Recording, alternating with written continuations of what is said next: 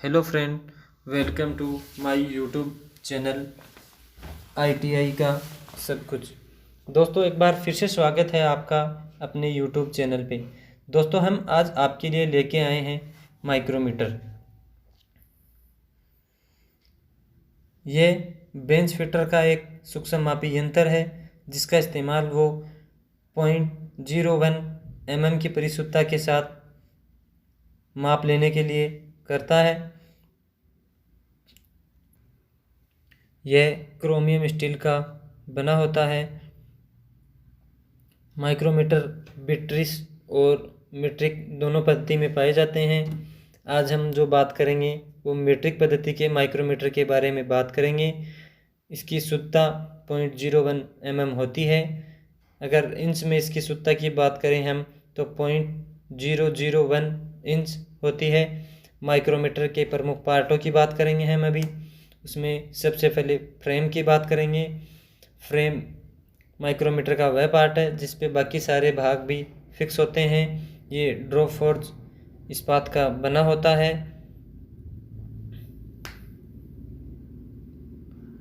Barrel व खोल, barrel या खोल दोनों एक ही पार्ट है, इनके दोनों अलग अलग नाम हैं।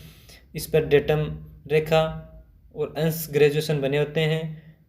डेटम रेखा मतलब आधार लाइन और अंश ग्रेजुएशन 1 mm और आधे mm के ग्रेजुएशन बने होते हैं। 1 mm के ग्रेजुएशन डेटम रेखा के ऊपर के साइड में बने होते हैं, नीचे के साइड में आधे mm के ग्रेजुएशन बने होते हैं। माइक्रोमीटर को पढ़ते समय इनका इस्तेमाल होता है। बैरल और खोल ये क्रोमियम स्टील की बनी होती है। थिम्बल पर स्पिंडल लगाया जाता है। इसकी बेवल एज सतह के अंश बने होते हैं। माइक्रोमीटर का अल्पतमांक भी थिम्बल पर ही बना होता है। स्पिंडल लॉकनट, किसी कार्यखंड की माप लेते समय कभी कभी स्पिंडल कई बार घूम जाता है। माप लेने के बाद माप को लॉक करने के लिए स्पिंडल लॉकनट का इस्तेमाल किया जाता है। रेचेट स्टॉप एक्यूरेसी के साथ माप लेने के लिए रेचेट स्टॉप का प्रयोग किया जाता है। अगर हम रेचेट स्टॉप का प्रयोग नहीं करते हैं तो एक ही वर्कपीस का अलग अलग व्यक्ति के द्वारा लिया हुआ माप अलग अलग हो सकता है। समान दाब सुनिश्चित करने के लिए हम रेचेट स्टॉप का इस्तेमाल करते हैं।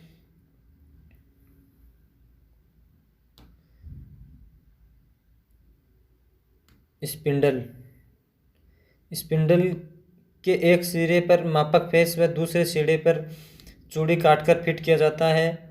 स्पिंडल क्रोमियम स्टील का बना होता है जिसे हार्ड व कठोर करके ग्राइंड किया जाता है। स्पिंडल के अग्र भाग पे कार्बाइड की टिप लगी होती है तथा पीछे वाले भाग पे आधे mm पिच की चूड़ियाँ कटी होती हैं। एनविल, स्पिंडल के सामने वाले भाग को एनविल कहते हैं। यह भी फ्रेम में फिक्स होती है। किसी माइक्रोमीटर की शुरू की जो रीडिंग होती है उसको ही जीरो रीडिंग कहते हैं। जैसे कि 0 से 25 mm के रेंज वाले माइक्रोमीटर की जीरो रीडिंग 0 होती है तथा 25 से 50 mm वाले माइक्रोमीटर की जीरो रीडिंग 25 होती है। माइक्रोमीटर नट और बोल्ट के सिद्धांत पे कार्य करता है। इसका थिम्बल को नट के समान घुमाया जाता है। माइक्रोमीटर की रीडिंग कैसे पढ़ें? माइक्रोमीटर की रीडिंग पढ़ने के लिए हम आपको एक चित्र दिखा रहे हैं। चित्र में सबसे पहले हम मैन स्केल की रीडिंग पढ़ेंगे। दिखाए गए चित्र में मैन स्केल की रीडिंग में 5 mm हमें दिखाई दे रहा है। उसके बाद मैन स्केल की सब डिवीज़न 0.5 mm हमें दिखाई दे रहा है। उसके बाद में हमें पता करना होगा कि माइक्रोमीटर की लिस्ट काउंट कितनी है। हमारे माइक्रोमीटर की लिस्ट काउंट 0.01 mm है, इसलिए हमारे माइक्रोमीटर के थिम्बल पर बने भागों की संख्या को देखेंगे। थिम्बल पर बने भागों की संख्या है 28। अब हम क्या करेंगे, 28 को हमारी लिस्ट काउंट से मल्टीप्लाई करेंगे। 28 को मल्टीप्लाई करेंगे तो हमें जो अंक प्राप्त होगा वो होगा 0.28। अब हम सबसे पहले अपने माप को जोड़ेंगे।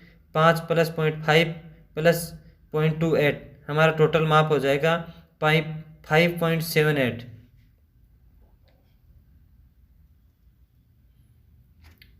माइक्रोमीटर की लिस्ट काउंट ज्ञात करने का सूत्र है पिच बटे थिम्बल पर बने भागों की संख्या। माइक्रोमीटर कि स्पिंडल की पिच आधे mm होती है और थिम्बल पर बने भागों की संख्या अगर 50 है। इस कंडीशन में माइक्रोमीटर की लिस्ट काउंट क्या होगी? माइक्रोमीटर की लिस्ट काउंट पिच बटे थिम्बल पर बने भागों की संख्या बराबर आधा mm बटे 50 mm बराबर हो जाएगी 0.01 mm। माइक्रोमीटर की रेंज, किसी माइक्रोमीटर के द्वारा न्यूनतम व अधिकतम मापी जाने वाली माप ही उसकी रेंज कहलाती है। जैसे कि 0 से 25 mm की रेंज, 25 से 50 mm की रेंज, 50 से 75 mm की रेंज, 75 से 100 mm की रेंज। अब हम बात करेंगे शून्य त्रुटि की। थिम्बल का जीरो डेटम लाइन से नहीं मिलता है, आगे या पीछे मिल रहा है, तो उसे हम शून्य त्रुटि कहते हैं। शून्य त्रुटि दो प्रकार की होती हैं, धनात्मक शून्य त्रुटि, ऋणात्मक शून्य त्रुटि। जब माइक्रोमीटर का थिम्बल शून्य डेटम लाइन से पीछे रह जाता है तो वह त्रुटि धनात्मक त्रुटि कहलाती है। रीडिंग लेने के बाद कुल रीडिंग में इस त्रुटि को घटाने से हमें सही रीडिंग प्राप्त हो जाती है।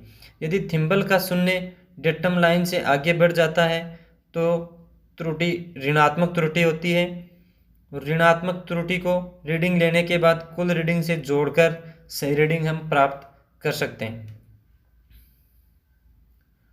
माइक्रोमीटर की जीरो रीडिंग को सेट करने के लिए हम सी स्पेनर का इस्तेमाल करते हैं। सी स्पेनर का इस्तेमाल करके इसकी शून्य त्रुटि को ठीक किया जा सकता है।